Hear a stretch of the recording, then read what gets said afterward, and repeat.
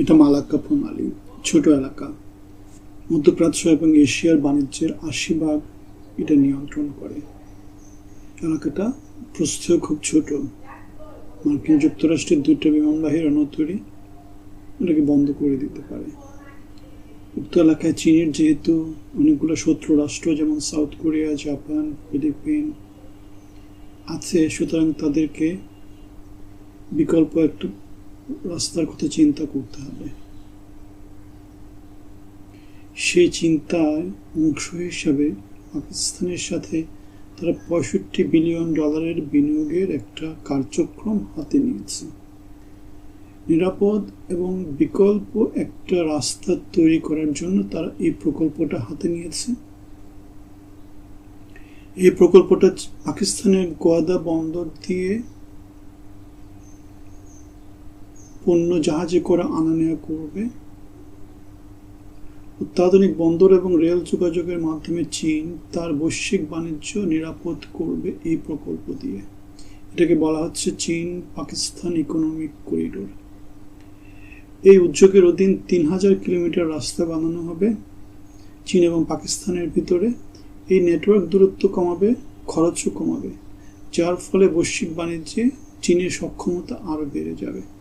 আগে যেখানে তেল আমদানি করতে ১২,০০০ কিলোমিটার রাস্তা যেতে হতো, এখন ২,০০০ কিলোমিটার রাস্তা দিয়ে সেই কাজটা করা যাবে। চীন পাকিস্তান সম্পর্ক কোন পর্যায়ে আছে, কে কার উপর কতটা নির্ভর করে, সেটা এই বিশাল প্রকল্প এবং পারস্পরিক নির্ভরশীলতা আমাদেরকে পুনরায় জানিয়ে দেয়। এটা দুই দেশের জন্য উইন উইন একটা প্রকল্প। চীন পাকিস্তানের অবকাঠামোগত বিশাল বিনিয়োগ করছে, তাই তারা পারস্পরিক সহযোগিতার হাত বাড়িয়ে দিয়েছে। বাণিজ্য নিরাপত্তার বিপরীতে অবকাঠামোগত বিশাল বিনিয়োগ দুই দেশের জন্যই উইন উইন। $৬৫ বিলিয়ন কোথায় কি হচ্ছে দেখে নিই, চলেন। গোয়াদার বন্দর হচ্ছে এই প্রকল্পের মূল কেন্দ্রবিন্দু। এই বন্দর আরব সাগর দিয়ে ইউরোপ, মিডল ইস্ট এবং সমগ্র পৃথিবীর সাথে যুক্ত হয়েছে। এই বন্দর ২০০৭ সালে তৈরি হয় এবং ২০১৩ সালে এটা চীনকে দেয়া হয়। চীন এটা উন্নত করে একটা স্পেশাল ইকোনমিক জোন হিসেবে প্রতিষ্ঠা করে, কাস্টম এবং ট্যাক্স ফ্রি এই জোন। যেহেতু এই বন্দর এবং অঞ্চল পুরা দেশের সবচেয়ে দরিদ্র এলাকা, সুতরাং চীনের এই প্রকল্প সব ধরনের চাকুরি সহ উন্নয়নে অবদান রাখছে। ২০২৪ ডিসেম্বরে গোয়াদার বন্দর সক্ষমতায় পৌঁছায় যায় ১০০%, কিন্তু খুব কম ব্যবহার হচ্ছে। যেখানে হাম্বানটোটায় ৪০০ জাহাজ আসে, সেখানে এখানে ১৭টা জাহাজ এসেছে। সুতরাং উন্নয়ন এবং শিল্পায়নের সুযোগ আছে। জায়গাটা পুরোটাই মোটামুটি অনেকটা খালি। ট্রাক দিয়ে বেসিক্যালি পরিবহন করা হয়। রেল নেটওয়ার্ক তৈরি করার কাজ হাতে নেওয়া হয়েছে এবং অনেক সম্ভাবনার এই জায়গাটা রেলওয়ে প্রকল্প পরিকল্পনা বাস্তবায়িত হলে বিশাল রকমের সুযোগ সৃষ্টি করবে। ২০৪৫ সাল নাগাদ চীন এখানে ৪০০ মিলিয়ন টন পণ্য আনা নেওয়া করার একটা উচ্চাকাঙ্ক্ষী চিন্তা ভাবনা করে তাদের কার্যক্রম এগিয়ে নিচ্ছে।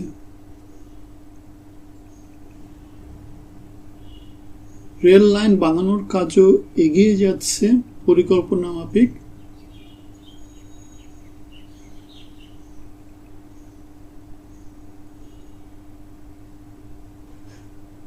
এখন পৃথিবীর বড় বড় যে বন্দরগুলো আছে সেগুলো ট্রেন নেটওয়ার্ক দিয়ে নর্মালি কাজটা হয়।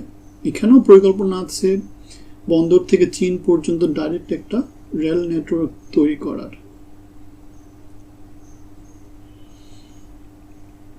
ইকোনমিক জোনটা অনেক বেশি বুস্ট আপ হলে এবং রেল লাইন যদি পুরোপুরি তৈরি হয়ে যায়, তাহলে ৪০০ মিলিয়ন টনের যে প্রকল্পটা চীন চিন্তা করছে সেটা সফলতার মুখ দেখবে। আমাদের পরবর্তী প্রকল্প হচ্ছে অরেঞ্জ লাইন মেট্রো। এটা পাকিস্তানের প্রথম মেট্রো, যেটা লাহোরে অবস্থিত। সিপেকের অধীনে এটা, তাই পাকিস্তান এবং চীন ব্যয় বহন করবে। লাহোরের সবচেয়ে পুরনো শহর পাকিস্তানের, 14 মিলিয়ন মানুষ এখানে বসবাস করে। এই অরেঞ্জ লাইন মেট্রোর অধীনে 27 কিলোমিটার একটা রেল লাইন বসানো হবে এবং 27টা ট্রেন এর মাধ্যমে ফ্লাইওভারে দিয়ে এই যোগাযোগ ব্যবস্থাটা স্থাপন করা হবে।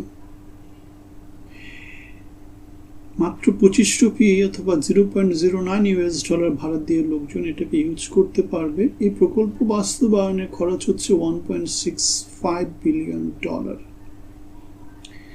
যেখানে চীন দিচ্ছে 52% আর পাকিস্তান বহন করছে 48%। যুগান্তকারী পরিবর্তন এই প্রকল্পের মাধ্যমে পাকিস্তানের সূচনা হয়েছে। চীন এভাবেই পাকিস্তানের পরিবর্তনে অংশী হচ্ছে। আমাদের পরবর্তী প্রকল্প করাচি সার্কুলার রেল 1964 সালে চালু হলেও এটা তেমন করে লোকজনের যাত্রী পরিবহন তেমন করে উৎসাহী না হয়। 1984 সালে এই প্রকল্পটা বাতিল করে দেওয়া হয়। এটা করাচি শহরের চারদিকে জুড়ে তৈরি করা হয়েছিল। যাত্রী এখন যেহেতু এলাকায় প্রচুর লোকজন মোটামুটি অনেক বেড়ে গেছে, সেজন্য এই প্রকল্পটা এখন সময় উপযোগী। সিপেকের কথাটা যখন সামনে চলে আসে, তখন 2 কোটি মানুষের এই শহরে করাচিতে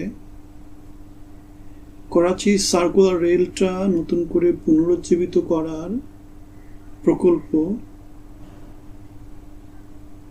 পাকিস্তান এবং চীন এগ্রি করে।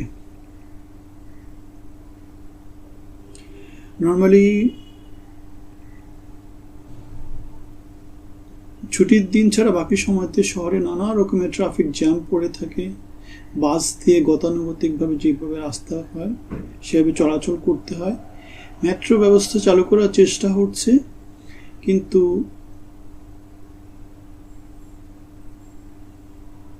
সেটা তেমন করে সফলতা পায়নি, আর সেটা পূর্ণ দমে চালু হতে প্রচুর সময় লাগবে। এই করাচি শহর থেকে পাকিস্তানের জিডিপির 25% আসে। এই প্রকল্পের আওতায় 43 কিলোমিটারের একটা রাস্তা তৈরি করার পরিকল্পনা আছে।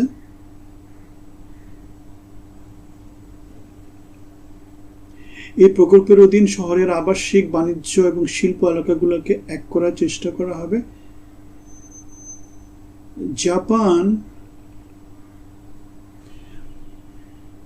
2016 সালে এই প্রকল্পটা বাস্তবায়ন করার চেষ্টা করা হয়েছিল, কিন্তু চীনের সাথে সিপেকের আওতায় এই প্রকল্পটা বাস্তবায়িত হচ্ছে $1.9 মিলিয়ন। এই প্রকল্পের চ্যালেঞ্জটা হচ্ছে হারিয়ে যাওয়া যে রাস্তাগুলো, যেগুলো এখন জনগণ দখল করে নিয়েছে, সেগুলো পুনরুদ্ধার করা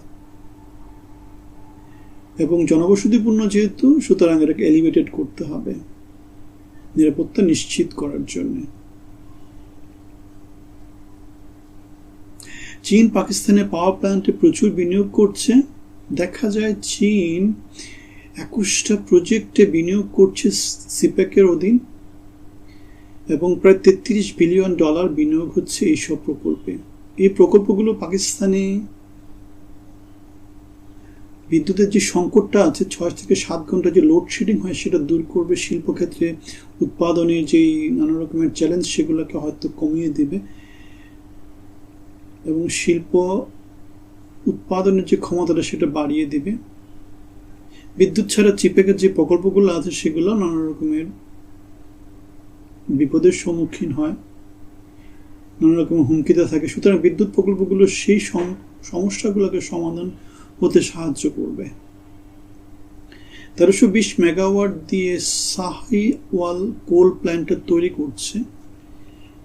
এটা দেশের তৃতীয় বৃহত্তম বিদ্যুৎ প্রকল্প। এটা পাঞ্জাবের সাহিওয়াল থেকে 12 কিলোমিটার দূরে অবস্থিত। এই প্রকল্পে বছরে 5 মিলিয়ন টন কয়লা লাগবে এবং সেটা ইন্দোনেশিয়া এবং সাউথ আফ্রিকা থেকে আসবে। এই প্রকল্প করতে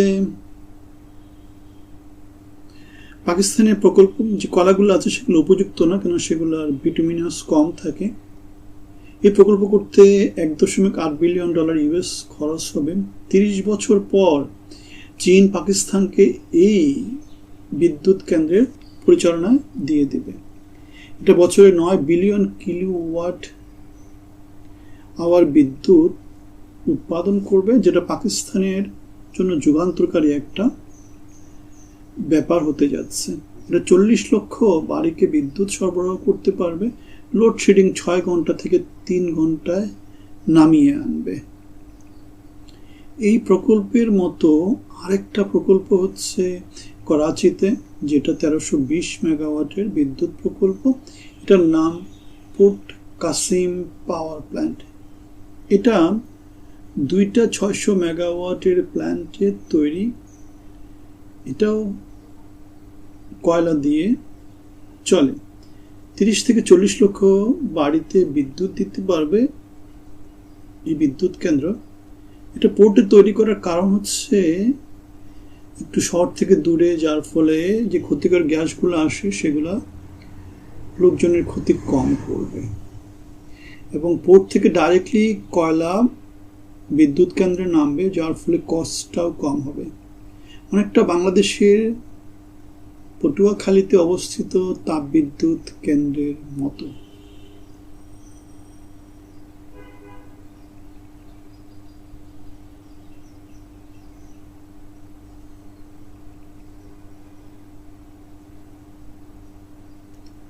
সিপ্যাক শুরু হয় 2015 সালে এবং 10 বছর হয়ে গেল এই প্রকল্পের।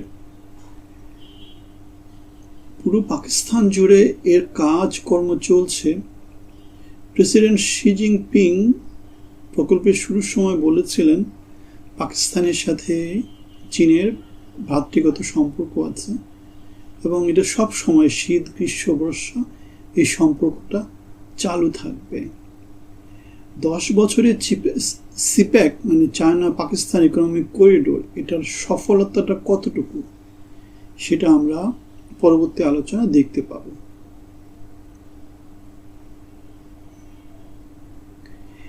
সিপ্যাক থেকে চীন যে লক্ষ্যে সিপ্যাক শুরু করেছে সেই লক্ষ্য তারা সফল হয়েছে।